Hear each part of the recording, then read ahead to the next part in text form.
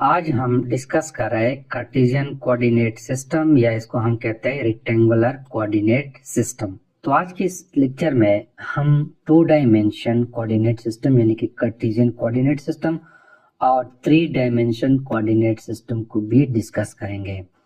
3 dimension coordinates in other words हम ये कह सकते हैं कि अगर हमने स्पेस में वेक्टर को रिप्रेजेंट करना है तो उसके लिए हम 3 डायमेंशन कोऑर्डिनेट सिस्टम यूज करते हैं। तो सबसे पहले हम डिस्कस करते हैं discovery of Cartesian coordinate system. फिर उसके बाद हम ये जानेंगे कि कार्टेशियन कोऑर्डिनेट सिस्टम होता क्या है और इसको हम क्यों इस्तेमाल करते हैं। तो सबसे पहले हम इसके डिस्कवरी के बारे में जानते हैं। कार्टेशियन कोऑर्डिनेट सिस्टम को एक फ्रेंच मैथमेटिशियन जिसका नाम रेने डिस्कार्ट है, उन्होंने 1637 में इन्वेंट किया है। इस इन्वेंशन के हवाले से एक कहानी मशहूर है कि रेने डिस्कार्ट के कमरे के अंदर छत पर एक मक्खी फ्लाई कर रही थी। जब ये मक्खी एक जगह पे बैठ गई तो रेने डिस्कार्ट को इसकी पोजीशन मालूम करने का ख्याल आया कि अगर छत के मुख्तलिफ कॉर्नर से डिस्टेंस मालूम किया जाए तो हम इस मक्खी की पोजीशन मालूम कर सकते हैं। तो इस तरह उन्होंने कार्टेशियन कोऑर्डिनेट सिस्टम को सोचने के बाद इन्वेंट किया। कार्टेशियन कोऑर्डिनेट सिस्टम या रेक्टेंगुलर कोऑर्डिनेट सिस्टम को हम किसी पॉइंट की पोजीशन को मालूम करने के लिए इस्तेमाल करते हैं, या हम कह सकते हैं कि किसी वेक्टर को ड्रा करने और उसकी डायरेक्शन मालूम करने के लिए इस्तेमाल करते हैं। कार्टेशियन कोऑर्डिनेट सिस्टम में 2 लाइंस होते हैं, रेफरेंस लाइन जिसे हम कहते हैं, और वो लाइंस दोनों एक दूसरे के साथ परपेंडिकुलरली इंटरसेक्ट करते हैं। जैसे कि आपको यहाँ पे नजर आ रहा है, एक लाइन ये है और एक लाइन ये है। ये दोनों लाइंस एक दूसरे को परपेंडिकुलरली इंटरसेक्ट करते हैं और जिस पॉइंट पे ये एक दूसरे को इंटरसेक्ट करते हैं उसको हम ओरिजिन कहते हैं। इसको हम ओ से रिप्रेजेंट करते हैं। इसकी इस लाइन को हम हॉरिजॉन्टल लाइन कहते हैं और इस लाइन को वर्टिकल लाइन कहते हैं। इसको मैं नाम देता हूँ कि ये एक्स एक्सिस है, ये एक्स डैश है और ये वाई है और ये वाई डैश है। अब ये एक्स ओ एक्स डैश जो है इसको हम एक्स एक्सिस कहते हैं और वाई ओ वाई डैश को हम वाई एक्सिस कहते हैं। यहाँ पे ये जो लाइन है यानी ओरिजिन से इस साइड पे जो एक्स एक्सिस है ये पॉजिटिव एक्स एक्सिस है। यहाँ पे अगर मैं वैल्यूज ड्रा करना चाहूँ तो ये 1 मैं कहता हूँ और ये 2 है, ये 3 है और ये 4 है। अगर ये डिस्टेंस है तो सेंटीमीटर, और यहाँ पे मैं शो कर रहा हूँ -1 चूंकि ये नेगेटिव एक्स एक्सिस है, तो ये -2 और ये -3 हो गया, ये -4 हो गया। सिमिलरली ओरिजिन के इस साइड पे जो हम वैल्यूज लेंगे वो लेंगे +1 और +2 +3 +4, और इस साइड पे हम लेंगे -1 -2 -3 -4, और ये भी सेंटीमीटर में हम लेते हैं। अब अगर हम एक पॉइंट कंसीडर करें, यहाँ पे मैं सपोज कर रहा हूँ कि ये एक पॉइंट है और इस पॉइंट को मैं नाम देता हूँ P। तो इस पॉइंट को हम कैसे ट्रेस करेंगे? इस पॉइंट को अगर हम देखें तो यहाँ पे x जो है वो 3 है और y 4 है। तो इसका मतलब यह है कि इस ओरिजिन से अगर हम 3 centimetre along positive X axis जाएं और अलोंग वाई एक्सिस हम 4 सेंटीमीटर जाएं तो we will get this point.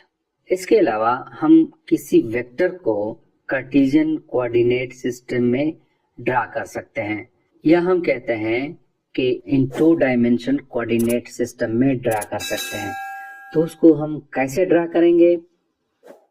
उसके लिए मैं सपोज करता हूँ कि लेट सपोज ये एक ऑब्जेक्ट है। मैं यहाँ पे एक ऑब्जेक्ट बना लेता हूँ। ये एक ऑब्जेक्ट है। इस ऑब्जेक्ट पे 30 न्यूटन का फोर्स अमल कर रहा है। मैं सपोज कर रहा हूँ कि F जो है it is equal to 30 newton. अब ये फोर्स हम कार्टेशियन कोऑर्डिनेट सिस्टम में कैसे ड्रा करेंगे? मैं सपोज करता हूँ कि ये एंगल बना रहा है अलोंग एक्स एक्सिस के साथ 60 डिग्री का। तो इस फोर्स को कार्टेशियन कोऑर्डिनेट सिस्टम में ड्रा करने के लिए सबसे पहले मुझे एक कोऑर्डिनेट सिस्टम चाहिए, जैसे कि ये है। यहाँ पे मैं शो कर रहा हूँ कि ये एक्स एक्सिस है, पॉजिटिव एक्स एक्सिस है, और ये एक्स डैश है, ये y है, ये y डैश है। सबसे पहले हमें ये 2 डायमेंशन कोऑर्डिनेट सिस्टम चाहिए होता है। उसके बाद 30 न्यूटन का फोर्स, यहाँ पे मैंने गलती से सेंटीमीटर लिखा है, ये न्यूटन है। इसको ड्रा करने के लिए हम एक स्केल बनाते हैं। मैं सपोज करता हूँ कि 10 न्यूटन जो है it is equal to 1 centimetre और 20 न्यूटन जो है it is equal to 2 centimetre और 30 newton will be equal to 3 centimetre. मतलब यह है कि ये फोर्स इक्वल है 3 सेंटीमीटर के। तो इस तरह हम एक स्केल बनाते हैं। उसके बाद हम क्या करते हैं कि एंगल को ड्रा करने के लिए हम प्रोटेक्टर इस्तेमाल करते हैं। ये जो आपको नजर आ रहा है ये एक एंगल प्रोटेक्टर है। यहाँ पे ये एक हॉरिजॉन्टल लाइन है और ये एक वर्टिकल लाइन है।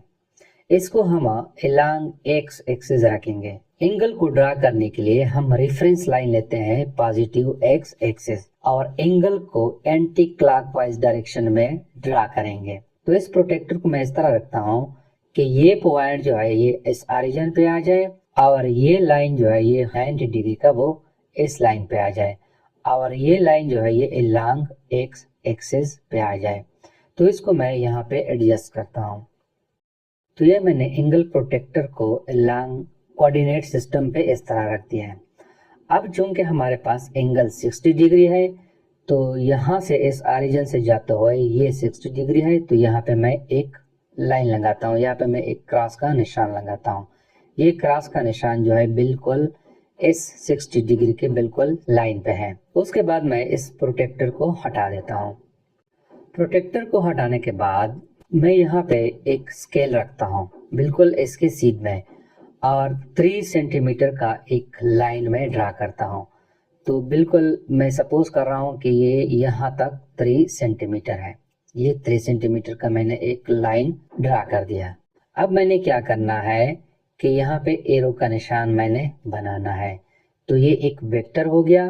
Force F is equal to 30 newton और ये 30 न्यूटन 3 सेंटीमीटर के बराबर है। एंगल जो है ये एंटी क्लॉकवाइज हम लेंगे, इसकी डायरेक्शन एंटी क्लॉकवाइज होगी। तो यहाँ पे थीटा की वैल्यू 60 डिग्री है। तो मतलब यह है कि 2 डायमेंशन कोऑर्डिनेट सिस्टम में मैंने इस वेक्टर को इस तरह ड्रा किया with the help of protractor and scale.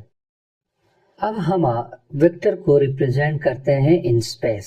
Space को रिप्रेजेंट करने के लिए हम 3 डायमेंशन कोऑर्डिनेट सिस्टम का इस्तेमाल करते हैं। जैसे कि आपको यहाँ पे नजर आ रहा है ये 3 डायमेंशन कोऑर्डिनेट सिस्टम है। इस 3 डायमेंशन कोऑर्डिनेट सिस्टम में होता यह है कि ये पॉजिटिव एक्स एक्सिस है और ये नेगेटिव एक्स एक्सिस है। ये पॉजिटिव वाई एक्सिस है, ये नेगेटिव वाई एक्सिस है और ये पॉजिटिव जेड एक्सिस है, ये नेगेटिव जेड एक्सिस है, जेड डैश है। ये तीनों लाइंस एक दूसरे के साथ परपेंडिकुलर है। यहाँ पे ये जो है ये प्लेन को शो कर रहा है। हम बिल्कुल इस तरह एक्स एंड वाई को इस तरह ड्रा करेंगे जैसे हम किसी कागज पे ड्रा करते हैं। और ये जेड जो है इसकी डायरेक्शन एक आउट ऑफ दी पेपर है, यानी स्क्रीन से बाहर आपकी तरफ है। अगर आप मोबाइल से देख रहे हैं तो मोबाइल से आपकी तरफ इस जेड की डायरेक्शन है और जेड डिश की डायरेक्शन आपसे अपोजिट है। तो ये एक 3 डायमेंशन कोऑर्डिनेट सिस्टम हो गया। 3 डायमेंशन कोऑर्डिनेट सिस्टम यानी कि स्पेस को हम इस तरह भी रिप्रेजेंट करते हैं। यहाँ पे हमने सिर्फ positive X axis, Y axis and Z axis को रिप्रेजेंट किया है। तो इस सिस्टम में अगर हमने किसी वेक्टर को रिप्रेजेंट करना है तो बाकी प्रोसीजर वही है जो हमने 2 डायमेंशन कोऑर्डिनेट सिस्टम में शो किया है। लेकिन यहाँ पे एंगल चूंकि 3 है तो अगर हमारे पास एक वेक्टर है जिसको हमने ड्रा किया, फॉर एग्जांपल ये एक वेक्टर है, तो इस वेक्टर के लिए डिफरेंट एंगल्स यानी along X axis, along Z axis, along Y axis किस तरह एंगल बनाते हैं। तो यहाँ पे फॉर एग्जांपल ये वेक्टर बना रहा है एंगल विद जेड एक्सिस। हम इस तरह इसको शो करेंगे एंटी क्लॉकवाइज डायरेक्शन और इसको हम नाम देते हैं गामा। और यहाँ से अलोंग से इसकी एंगल जो है वो कुछ इस तरह होगी, इसको हम अल्फा कहते हैं। और वाई एक्सिस से इसकी जो एंगल है वो कुछ इस तरह बनेगी, इसको हम बीटा कहते हैं। तो जेड एक्सिस के साथ इसका एंगल ये बन रहा है, एक्स एक्सिस के साथ एंगल ये है और वाई एक्सिस के साथ एंगल ये बन रहा है। तो इस तरह हम 3 डायमेंशन कोऑर्डिनेट सिस्टम में एक वेक्टर को रिप्रेजेंट करते हैं और ये तीनों एक्सेस जो है परपेंडिकुलर है टू ईच अदर, यानी कि तीनों 90 डिग्री का एंगल बना रहा है। तो it's all about the Cartesian coordinate system या रेक्टेंगुलर कोऑर्डिनेट सिस्टम।